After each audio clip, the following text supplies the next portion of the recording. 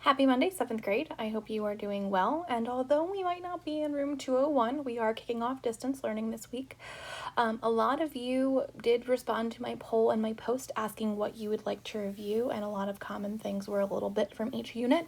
So I figured since this is our first week with distance learning, we'd go back over equations and inequalities.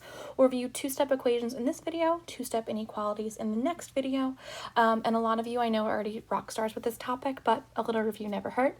So just as a little friendly reminder, if you don't have a calculator, you forgot your calculator at school, or you just don't feel like getting it out, you can download the calculator app from self-service, split screen on your iPad, and then have the calculator up on one side as you're working through these problems. And this way we can use our resources to kind of help us out.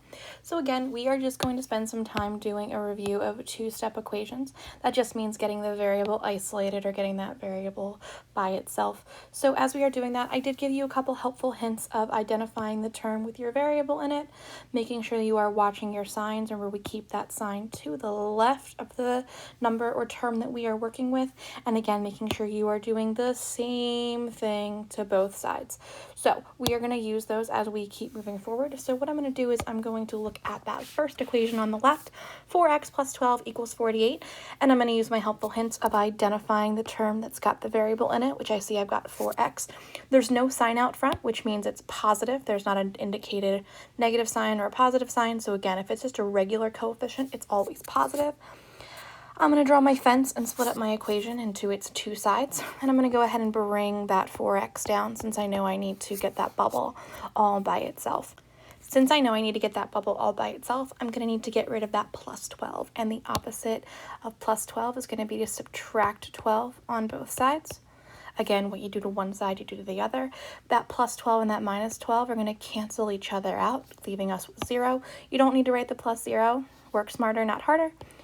I'm going to go ahead and use my mental math or my handy dandy calculator to do 48 minus 12.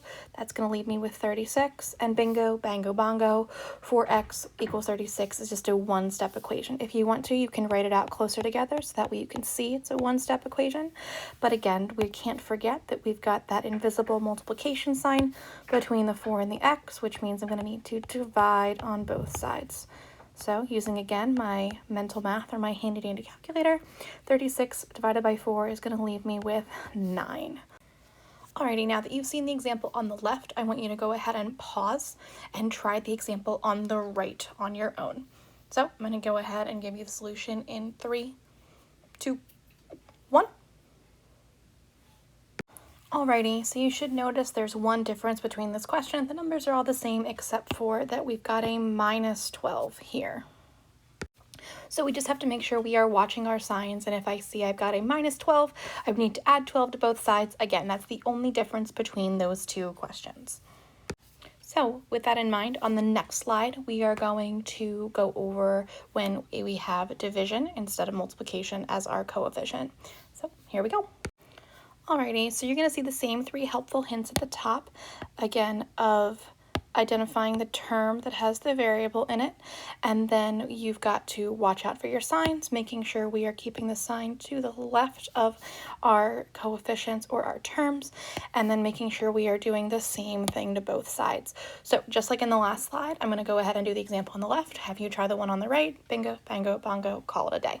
So if I take a look, I'm going to do the exact same process, identifying my term with the variable in it, and we are just going to bring that x over 5 all the way down, making sure to keep everything that was inside of that bubble with it, splitting our equation into two sides by drawing our fence, and then doing the exact same process. So I'm going to take a look, and I see here that I've got a plus 7, keeping that sign to the left.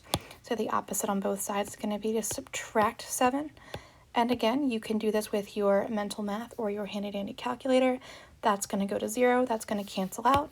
8 minus 7 gives me a positive 1.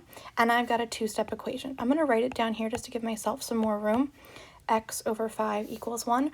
Remember, that over 5 acts as a division bar. X divided by 5. So the opposite of division is multiplication, multiplying by 5 on both sides. 5s are going to cancel out, leaving me with the x. 1 times 5 is 5. Bingo, bango, bongo. So same thing as the first slide. I'm going to ask you to pause it, and I will have the solution up for the equation on the right-hand side in 3, 2, 1. Alrighty, how'd you do? I hope you're able to see the difference between this one is that we had a minus 7 on that side, so we needed to make sure to add 7 on both sides. Again, knowing that those are going to cancel out, leaving it with 0, so x over 5 equals 15. Multiply by 5 on both sides, 15 times 5 is 75. Mental math or your handy-dandy calculator. Bingo, bango, bongo. So that's our review of two-step equations, both multiplication as well as division. I hope you found this video helpful. Don't forget you can pause, replay as much as you needed, and again, don't forget about that split screen feature. It's a great day to have a great day.